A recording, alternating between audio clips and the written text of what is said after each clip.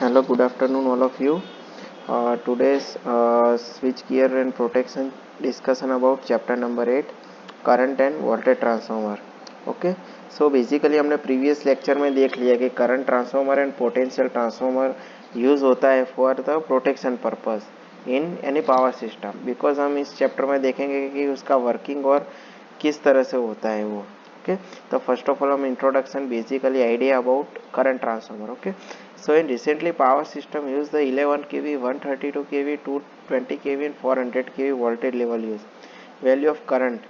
Okay so current is also large become several thousand ampere at the time of fault कि जबकि fault होता है तो वो करंट की वैल्यू बहुत सारी बढ़ जाती है इसके हिसाब से, क्योंकि 11 kV वोल्टेज में कितना बहुत ज़्यादा करंट फ्लो होता है, तो इसके हिसाब से आप मान लो कि 1000 एम्पियर करंट फ्लो होता है। Okay so at this time हम प्रोटेक्टिव रिले यूज़ नहीं कर सकते, क्योंकि प्रोटेक्टिव रिले की डिज़ाइन बहुत कम होती है respect to voltage current level at the full time. Okay so very high voltage and high current, so this purpose current transformer protective transformer are used in power system. Okay so current transformer and voltage transformer हम किस तरह use करते हैं for the protection of high voltage and high current. Okay so in low voltage level हम protective relay use नहीं कर सकते। ठीक है सो प्रोटेक्टिव करंट ट्रांसफार्मर सीटी।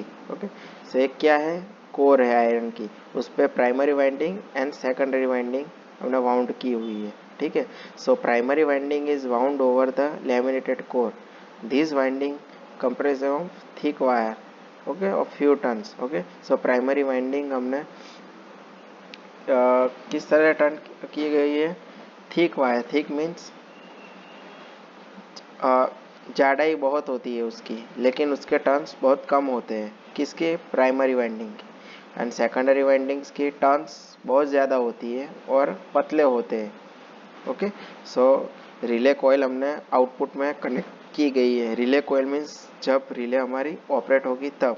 ओके सो लोड हमारी सीरीज में कनेक्ट की गई है। ठीक है so secondary winding comprise more number of turns of thin wire, relay coil is connected across the winding. Okay so relay coil is connected to secondary winding. ठीक है so if the current transformer is used for measurement, the ammeter of current coil is wattmeter connected to energy meter. कि जब हम current measurement purpose के लिए use करते हैं तो रिले कॉइल की जगह हम एमीटर के दो टर्मिनल लगाएंगे, जिस तरह से फ्लक्स हमारा करंट सेकेंडरी वाइंडिंग का करंट हम मेजर कर सकेंगे। ठीक है so alternative flux is produced in core due to the current IP flowing through the primary winding. This flux link with the secondary winding and EMF induced in secondary winding. Okay so primary में हम जब भी current flow करेंगे तो क्या होगा, flux हमारा produce होगा। ओके तो प्राइमरी टू सेकेंडरी हमारा लिंक होगा फ्लक्स, और उसके हिसाब से हमारा EMF प्रोड्यूस होगा। ओके जनरेट होगा EMF। तो IS current through the secondary winding as the sorted by relay coil, so this produce flux in core is reverse direction. Okay so the net flux phi remains core the ampere turns, the primary winding are balanced by ampere turns, the secondary winding। Okay तो ये क्या है, ampere turn है, IPNP is equal to ISNS। Okay so IPNP is equal to INNS क्या है कि ampere turn in primary winding and secondary turns in ampere winding, ampere turns. ठीक है सो IPNP क्या है, प्राइमरी वाइंडिंग के ampere turns, and secondary winding के ampere turns क्या है, ISNS।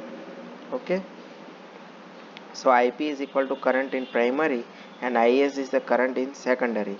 Okay so the value of the secondary current is much less than value of primary current, as the number of secondary winding turn are more than primary winding turns. Okay so ratio क्या है, primary current upon secondary current, ये हमारा CT ratio है कि primary में जो भी current हम फ्लो करेंगे वो, और डिवाइडेड बाय सेकेंडरी करंट। ठीक है तो ये हमारा था प्रोटेक्टिव करंट ट्रांसफार्मर। हम एक्चुअली किस तरह से वर्क करता है, हमारी पावर सिस्टम है, जब भी हम वो इम्प्लीमेंट करते हैं तब। ओके, तो सीटी हमारा था, तो सीटी क्या करता था, करंट ट्रांसफार्मर में करंट सेंस करता था, प्राइमरी में कितना होता है वो, as well as according to हमारा रिले कॉइल ऑपरेट कराता था, जिससे हमारा सर्किट ब्रेकर ट्रिप होता था और लाइन डिसकनेक्ट हो जाती थी। ठीक है, तो आज हमने बात की करंट ट्रांसफार्मर सीटी की और उसकी सब इंट्रोडक्शन की। ओके, तो हम नेक्स्ट टॉपिक नेक्स्ट लेक्चर में स्टडी करेंगे। I hope you are understand friends. Thank you.